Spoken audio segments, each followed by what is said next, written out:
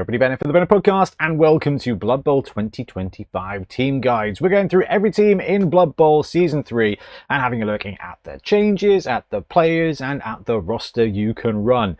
Now, we're going to be looking at a team that, quite frankly, has barely changed going into this edition, but there's a ton of complexity. The roster looks simple, the players look very simple, but the way you operate it is really crunchy and always hopeful. This is Season 3 Halfling.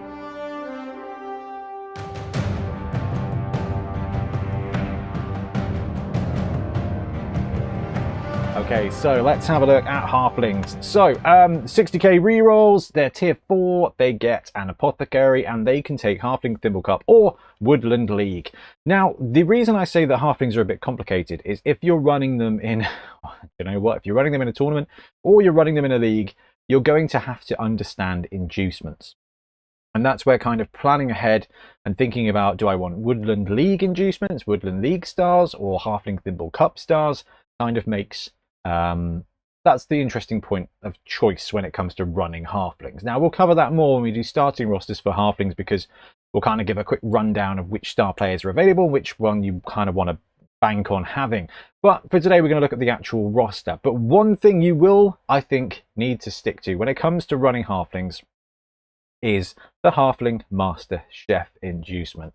Now, the Halfling Master Chef inducement is 100k for Halflings. I think it's still 300k for everybody else, which means it doesn't often get used. But what it does do is it basically robs your opponent of their rerolls. Now, you've got a cheap roster. Your core players are pretty cheap, so you're going to be able to afford rerolls. But when it comes to your opponents, they may not, and it can be quite crippling. So the Halfling Master Chef, at the start of each half before the kickoff takes place, a team that has purchased a Halfling Master Chef may roll 3d6s.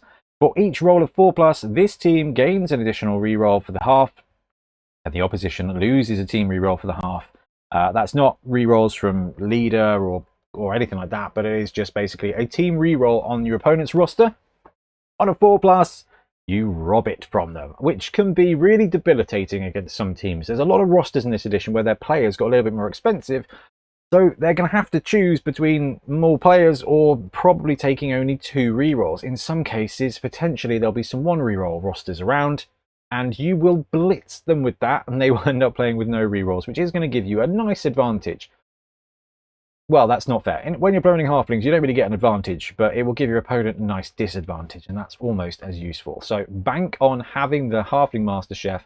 It's just such a good opportunity for Halflings, but obviously you can skip it, and that's where the complexity comes in. You can not take it because you want to get this star into your roster instead, or whatever, and however you want to build it. But right, the core Halfling roster, 0 to 16 Halfling Hopefuls, they're the line Halflings, 0 to 2 Hefties, 0 to 2 Catchers, and 0 to 2 Treeman. So the Treeman don't have Loner, they're strength 6, they're big old boys, and they're great at 2 things: smashing your opponents and smashing your own Halflings via the air. So this is like, is it the ultimate throw teammate team? It's a very fun throw teammate team, and it's definitely one of the core strategies you've got for Halflings. Because you've got 0 to 16, 30k, they're cheap. Halflings are brilliant. They're cheap, they're borderline free, but they're movement 5. Now, Edge 3+ with dodge and stunty is really cool, and you can do some brilliant stuff, but they are movement 5, which is on the slow side. The Hefties cannot be thrown. They're a little bit tougher on the armor point of view, but the fact you cannot throw them, and the fact they are way more expensive than a standard line Halfling, is a challenge as well. But their passing skill, 3+. And they've got the ability to take passing skills. So they can fudge leader into your roster if you want to reroll when it goes that way. You can do some shenanigans. You can even brew up the dream of having a passing 2 stunty player. Like, I think that's worth thinking about. Then you've got 0 to 2 Catchers, and Catchers are actually wicked. They're expensive, 55k versus 30k when it comes to line Halflings, but they come with Catch and Sprint, which just means that instead of being movement 5, 6, 7 if you take a couple of rushes, they're actually movement 5, 6, 7, 8 if you take those rushes. So you do get a kind of almost an extra bit of movement, but it may not always work out for you. Okay, now the biggest thing that we have to mention is that throw teammate no longer counts as your pass action for your turn. So you can now pass and handoff and throw teammate all in one turn. Now, I'm going to double check, because I'm very sure that's the case, because that's just absolutely magnificent. Because this is something that was absolutely missing when it came to just stretch plays and your throw teammate plays. I'm going to pause and just double check. Yep, we are all clear. Now, this is the little stealth boost to all stunty teams. Is that now you've got a reason to have a throwing stunty. Historically, you were like, I don't really want my stunty to be any good at passing because actually it doesn't really help me. And if the ball's too deep, I'm stuffed anyway. Now, you have the opportunity to pick up the ball with a halfling, run it over, hand it off to another halfling who can actually move it up and make a pass action to the halfling that you want to throw. You get an extra chance to let the dice ride you high or ride you die. Now, it's really cool, really good boost, and it's really going to come in clutch. It feels like it should have always been the case. You've got that boost. You've got the boost to throw teammate, quite frankly, in this edition, where superb throws are going to earn you SPP if you land them properly. And a superb throw is now just if you pass the agility roll with your Treeman having strong arm. That means you're a 4+ quick pass, 5+ short pass to actually make a superb throw. That's going to brew up some SPPs for Treeman.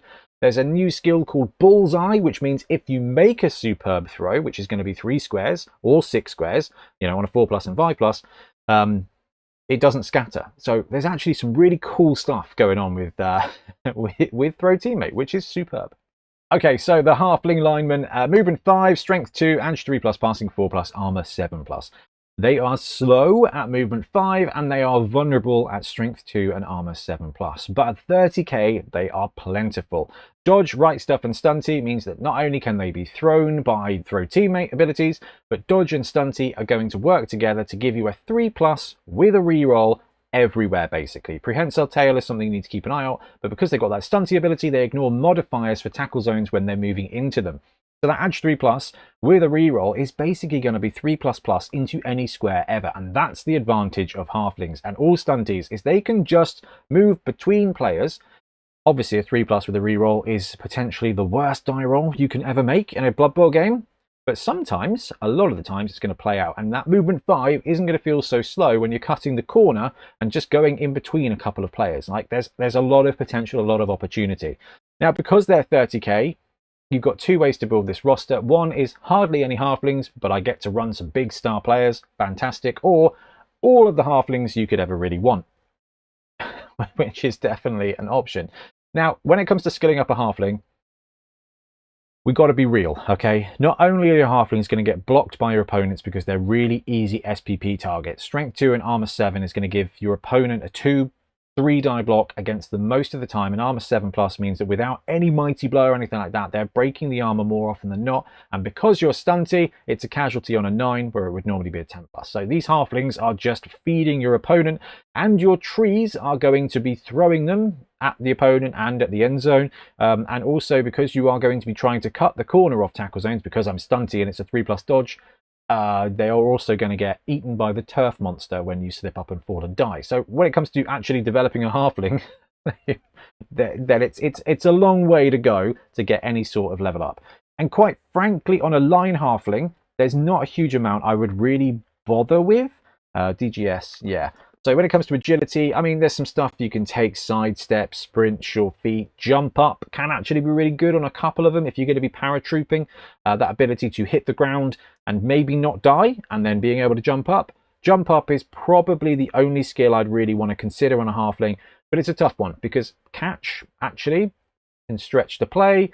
No skill is bad, but it doesn't do enough to move the needle versus the cost, right? A 30k halfling does what halflings do. A 50k halfling with a skill that doesn't really add a huge amount, it's just basically robbing you of another halfling or quite a significant amount towards your star player. And I'm not even going to talk about like brewing them up even further, but maybe the first one who scores a touchdown, maybe you take a random agility and see what happens, but I wouldn't get too fond of them. Okay, so we've got 2 hefties on this roster, and I don't know if in this edition you will always see 2 hefties. Movement 5, strength 2, edge 3+, all the same as a standard line halfling. Passing 3+, they are slightly better. So actually that 3+ quick pass is better than even odds. Okay, that's a positive. Armor 8+ means that they are actually a little bit more resilient when it comes to a halfling. They've got dodge, they've got fend, they've got stunty. They do not have right stuff, so these guys cannot be thrown. So you think, oh, an armor 8+ stunty, this is wicked, I can throw. No, you can't throw him. So you cannot throw the hefty, which does make him limiting. Dodge and stunty means you can still run around just fine. He's got fend, so if your opponent blocks him, you can keep him away. 50k is an investment. We just talked about this, right? You've got a halfling for 30k, you can take 2 for 60k, or you can take 1 halfling hefty. But I think the hefty's role in this edition, now you can throw and now you can pass the ball and do throw teammate, is I think if you can fudge the roster so you can get a halfling hefty, they're going to be really useful to have in the backfield. If you need that one-turn touchdown, you've got a hefty that can throw the ball a little bit better. There is definitely something to be said about that. Now, when it comes to leveling up the hefty, everything we just said about the halfling is true. The only difference is that these guys get passing. So you've got a couple of things you can do. You can take on the ball, which means on your one-turn touchdown play, the halfling hefty has movement 8. Because when on the ball triggers, you get to move in 3 squares. That can be really useful to move, grab the ball, and make that either handoff to the halfling that's going to get thrown, or a quick pass to a halfling that's going to get thrown. It can be really useful for setting up. A player does become a bit more expensive. At 70k, there's probably some star players you can take, i.e. Rodney, that's about the same price, that does the same thing, but it's definitely the dream, as is something like Accurate to give you a passing 2+. Like, there is a stunty dream to be had here, and I think this edition is probably the best placed edition to run halflings, and actually as a halfling Blood Bowl team, instead of being like Deep Root and Griff with some halflings. I wouldn't worry about too many of the secondaries. The hefty will survive a little bit longer, but when it comes to bloat, halflings are one of those teams you've really got to manage. But the catchers, oh, this is really tough. Historically, the catchers coming in at 55k are twice the price basically of a halfling. So they're limited, but they are exciting positional. So if you can take some catchers, I really like the catchers. Movement 5, strength 2, edge 3+, passing 4+, armor 7+. They are the same stats as a halfling, but for 25k you get catch, or catcher as I've put on here, and sprint on top of it. So they are a bit faster, being that they can take an extra go for it per turn, and they've got the inbuilt catch skill. Now, if you took a line halfling and gave them catch, they'd be 50k. So for 5k here, you get sprint. So there's definitely some benefit here in that the halfling catcher it's not its own positional. It's just a halfling that's got 2 reasonably good skills for half the price, which does mean that they are prime for brewing up. So the halfling catcher actually is one of those positionals where a cheeky bit of sidestep does make sense. The cool thing, cheeky bit of sidestep, cheeky bit of on the ball, cheeky bit of jump up, like these are all really great things for a halfling to have. Now, because they've got that catch and sprint, it does mean that catch gives you the integral reroll for the handoff. So catches can be really good for throwing because they've got that inbuilt speed. So if they do land, you've got 1 more square of movement to play with, which means as you are throwing the teammate, it can deviate 1 square further back than would normally just take a normal halfling out of it. Right, okay, that's really beneficial. And the catch is an inbuilt reroll. So for that turn 8, turn 16 throw teammate, if you're at bingo on rerolls, you've only got 1, you can use the reroll for the pickup or for a failed rush later on down the line. So actually the halfling catcher is just built to be a really great throw teammate scorer, as well as just quite a useful player. Again, they're vulnerable. They're very vulnerable. They're not going to live forever, but they will live gloriously in a couple of certain circumstances. But players who will live forever are the 0-2 Altern Forest Treeman that this team can take. Movement 2, strength 6, edge 5+, passing 5+, armor 11+, cost 120k, mighty blow, stand firm, strong arm, take root, thick skull, throw teammate, and Timber. Yeah, they are edge 5+. That would be brutal. Right, 2 Treeman on this roster are basically a must. Okay, you need that strength on the line. It's going to benefit you because strength 6 with an assist is often going to give you a chance for a 3-die block against a victim lineman. You're playing vampires, there's some thralls on the line. You're playing Shorfs, maybe there's a hobgoblin on the line. You're playing Skaven, there's lineman on the line. Boom, 3-die block, and then you've got mighty blow to pay it off as well. Now, these guys having thick skull and armor 11+ and being strength 6 means that they are hard to block. The armor is very hard to break, and if you do that, they are hard to remove because thick skull is going to keep them on the pitch, even if that's the case. Movement 2 means that they are going to struggle to stand up if they do get knocked down, but you've got timber, so you can use your friends to help you make the roll to stand up when and if that's needed. Stand firm means you're going to be able to control where you are on the pitch, and take root means that sometimes you are going to be able to control it a little bit too much, because you are going to pop, he's going to take root, and he's going to be absolutely stuck there. But the key thing here is that Strength 6 and Mighty Blow combo. If you can get some people into base contact with your Treeman, they're going to have a really good opportunity at taking a couple out. And then that throw teammate with Strong Arm means that they are passing 5+, passing 4+ for a quick pass, which is fantastic. So 0 to 3 squares, 50% of the time it's going to be a superb throw, which gives your Halfling a better chance at landing and gives your Treeman a bit of SPP. It also means it's 6 squares, these guys are throwing at a 5+, which isn't all that bad. Skills-wise, you can take Break Tackle on a Treeman, but it's not going to be brilliant. But you've got a bit of guard, potentially. You've already got Strong Arm, you've already got Mighty Blow. Brawler's going to be useful, Grab's going to be really useful. When it comes to strength skills, you know, the Treeman is in a really good place. So you can afford to save up, and hear me out, you could save up all the way and take a cheeky chance at a stat up here at 14 SPP. Now it is a long way to go, but a movement 3 tree has no problem standing up, and strength 7 tree doesn't need any friends to do anything. A passing 4+ tree with Strong Arm is a 3+ quick pass with a Halfling. Like, there's some fun stuff you can do if you have got the patience to wait for a stat up for a Treeman. The dream, though, would be taking 2 stat ups and ending up with the sweet movement 4 tree. Like, we are obviously dreaming here. There's some stuff you can take in the passing world that will help you, I think, with throw teammate. But really, with the tree, they're there to be terrain, they're there to take some blocks, and they are there to do the throwing of the guys when it comes to the Hail Mary throws. Although Hail Mary doesn't work with throw teammate. But it should. Okay, so normally we go pick up a box, and this is what you can run. But with the Halflings, I mean, you need some trees. You need some trees, which is both a curse and a blessing, because the Games Workshop Treeman are really fun, and there's a whole bunch of other Treeman models out there that you can kind of add. The box of Halflings is full of great sculpts. Like, the Games Workshop Halflings are really hard to beat. When it comes to trees, there's so much variety that you can really just pick a couple of trees, but I really do think you need a couple of trees. So a roster for Halflings, will not go into the full starting rosters vibe that we will do for a second video, because there's some choices you need to make. But 7 Halfling linemen, 1 hefty to be your passing 3+ receive the ball guy, 2 catchers to just be movement 8 on a good day and getting that catch, 2 Treeman, 3 rerolls, and Master Chef is going to come in at 890. You're going to have 12 players. Now, you can add more Halflings, you can take a Halfling away, you can take a hefty away to open up more cash.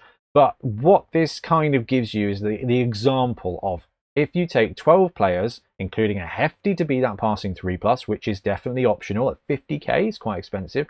We've got both the catchers in here, but 2 catchers is 110,000, which is 10k short of 4 Halflings. So you can absolutely flex. You can min spec and go a bunch of Halflings with no positionals and just open up that cash amount to play with a star player. But I think if you just want to play with some Halflings just to see how Halflings do, this is probably a reasonable place to start. You've got 890. Basically, your roster comes in at 790. We've added 100k for the Master Chef there. Your opponent's probably running a roster that's 970 or something like that, which is going to give you a little bit of cash to play with. Either, I don't know, have a chat, take an extra reroll, or take an apothecary as an inducement, or just add some Halflings up there. I'm not talking take to league, I'm not talking take to tournament, I'm taking, I would love to get a test game in with my Halflings, please. Can we run a million build so that I can get used to the limitations of this roster, so that I get what the Halflings do before I can add the spice of star players and inducement. Alright, so the Halflings are a really interesting one, but they are also quite a complicated one, because you need to understand which star players are available, which are going to aid you, and really that kind of defines the kind of Halfling team that you want to run. Are you going to be the bruiser Halfling who runs Treeman, and then a big guy to go along with it? Are you going to rely on something special like Griff or Carla to do all the action while your Halflings just kind of get in the way? Halflings are both beautifully simple and beautifully complicated at the same time. And the models are great. The fact they're called hopefuls is probably the most apt thing in this entire game. Halflings are wicked, they are underrated, and I think in this edition they're going to be a lot of fun to run. Anyway, let me know what you think in the comments below, and we'll be back soon with more Blood Bowl content. Happy blocking.